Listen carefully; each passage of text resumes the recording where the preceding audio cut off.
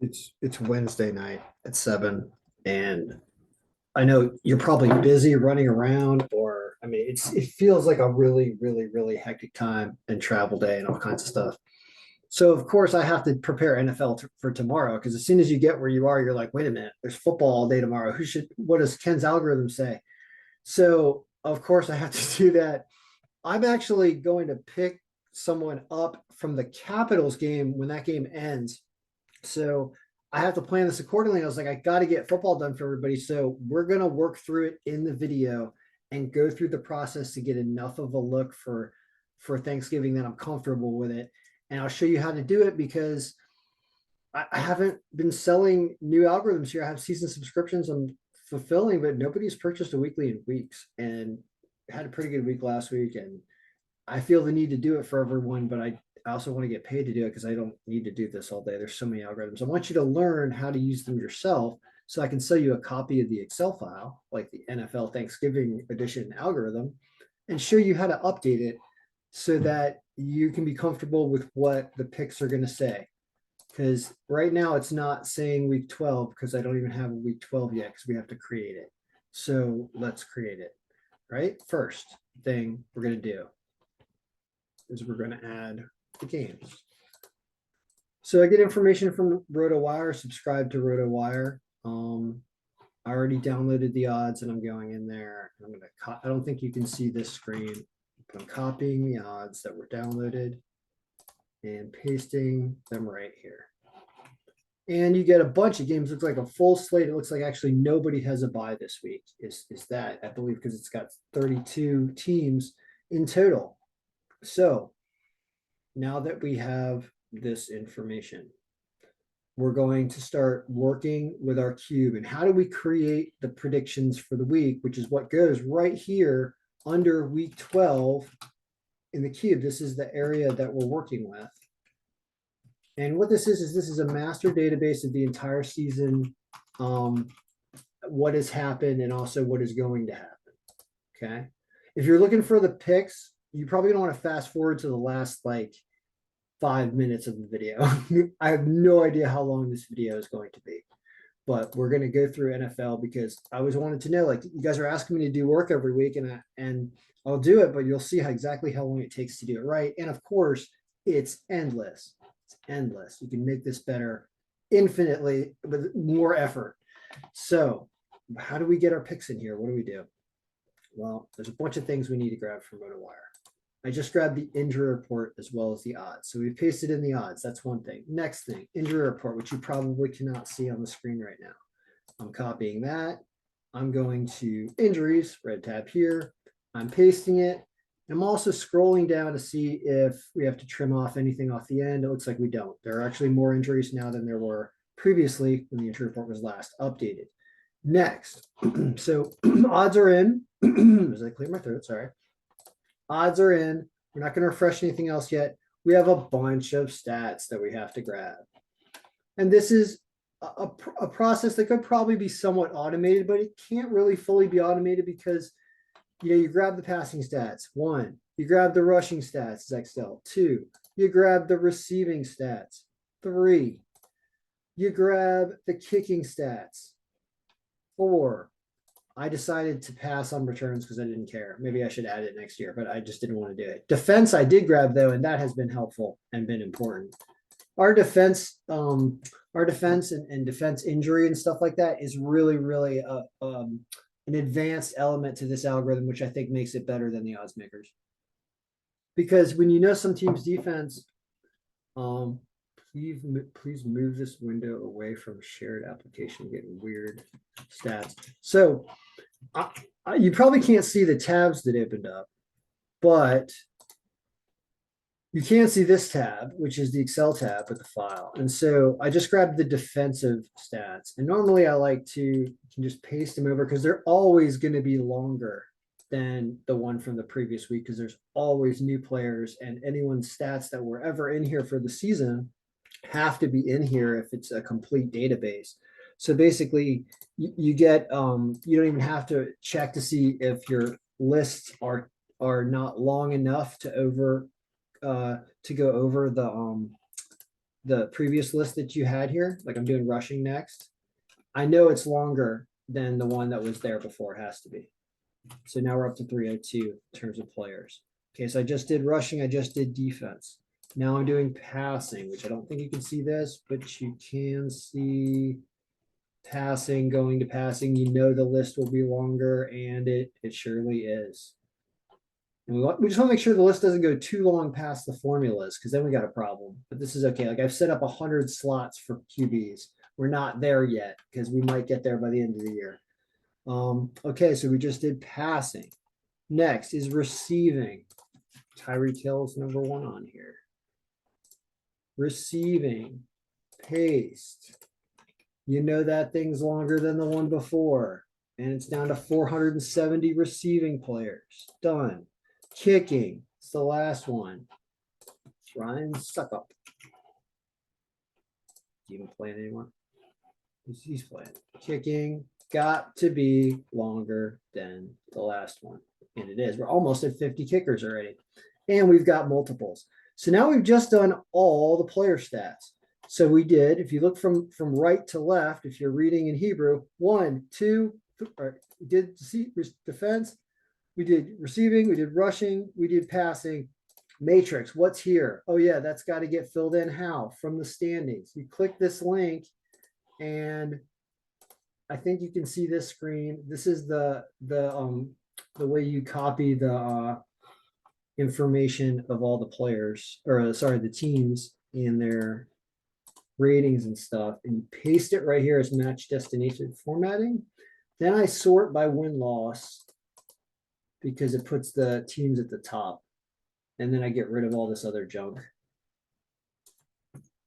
That's all gone. And now everything works and we don't have to change this. And now here's the problem.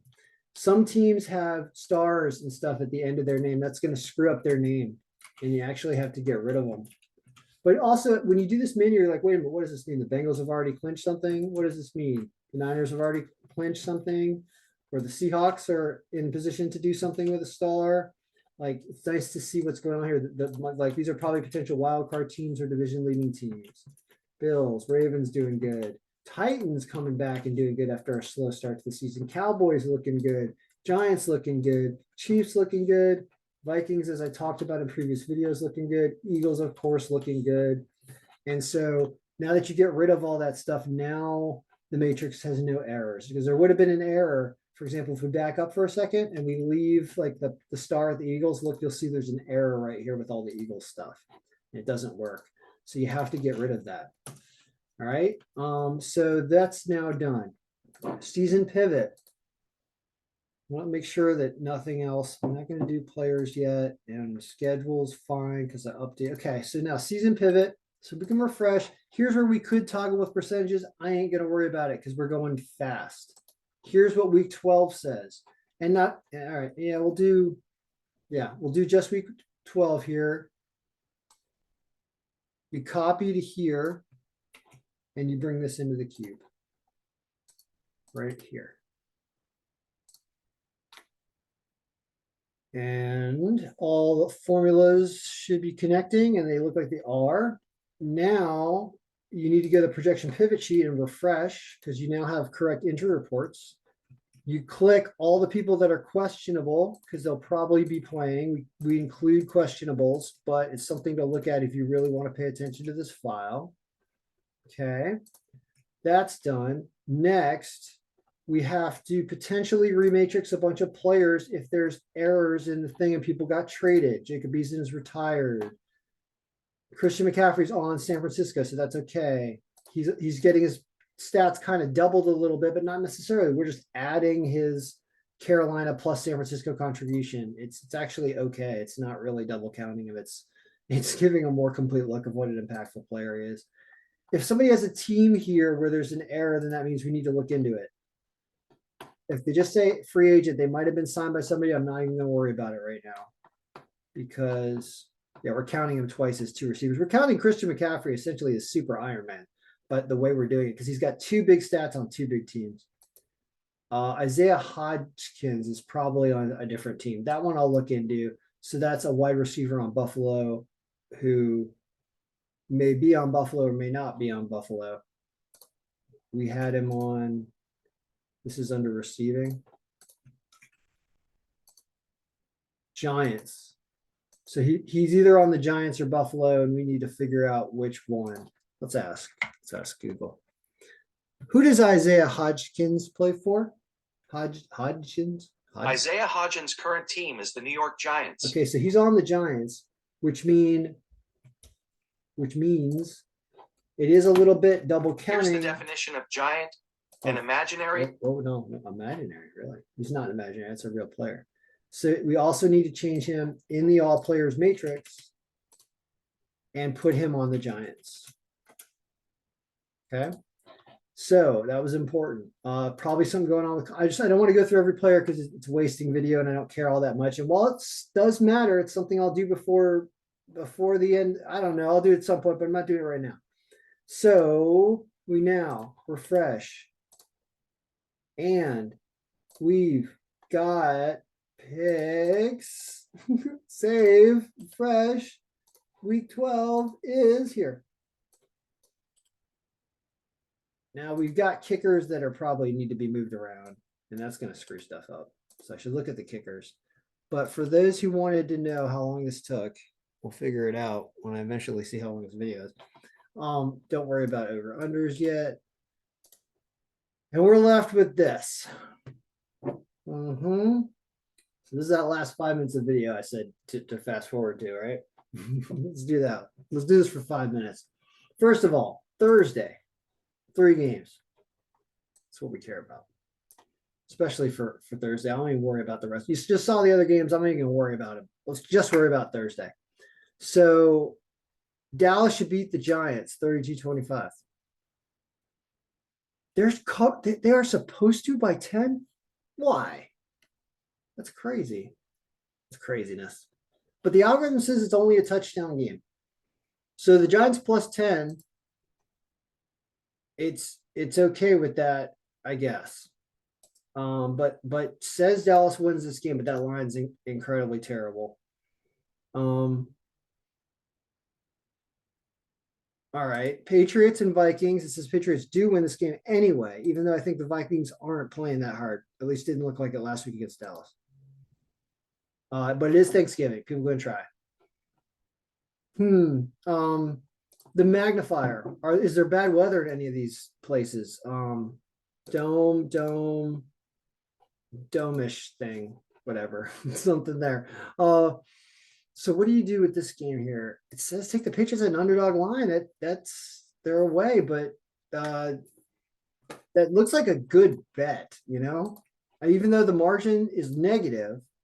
So that the win score thing says no, that Minnesota wins this game. But the points say that this is how this happens. And the over-under set at 42. Here you've got a ton of points in this game. I mean, look at the point total. Sorry, a ton of points in this game too.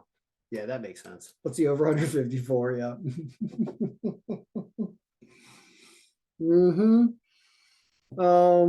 That's tough. Look at that's crazy. 54.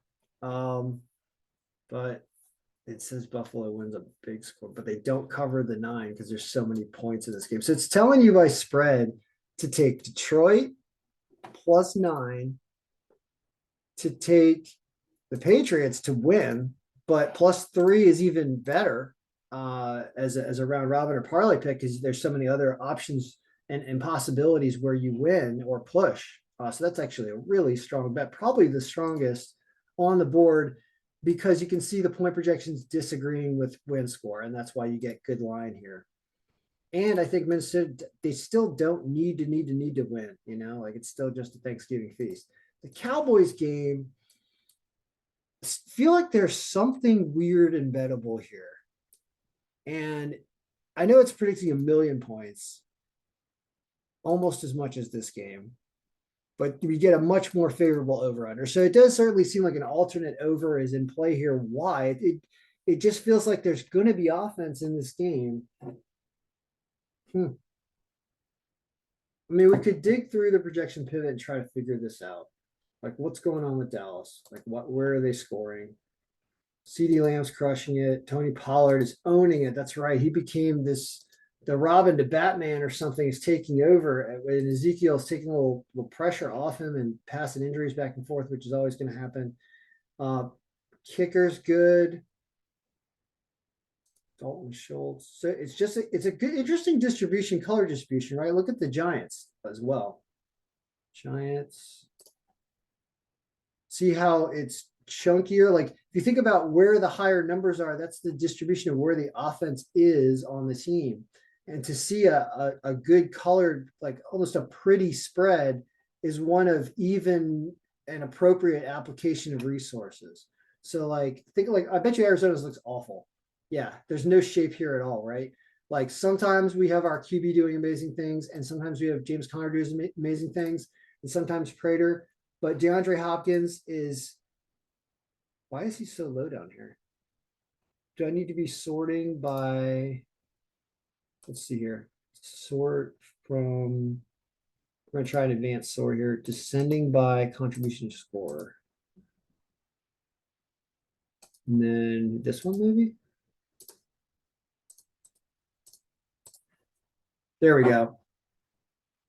There we go. That's the way you want to look at it. So this is, so let's go back and look at another team again. But this is heavily weighted on the kicker, which always happens. The kicker actually has, but look at Tony. That's what I'm saying about Tony Pollard. This is a better look.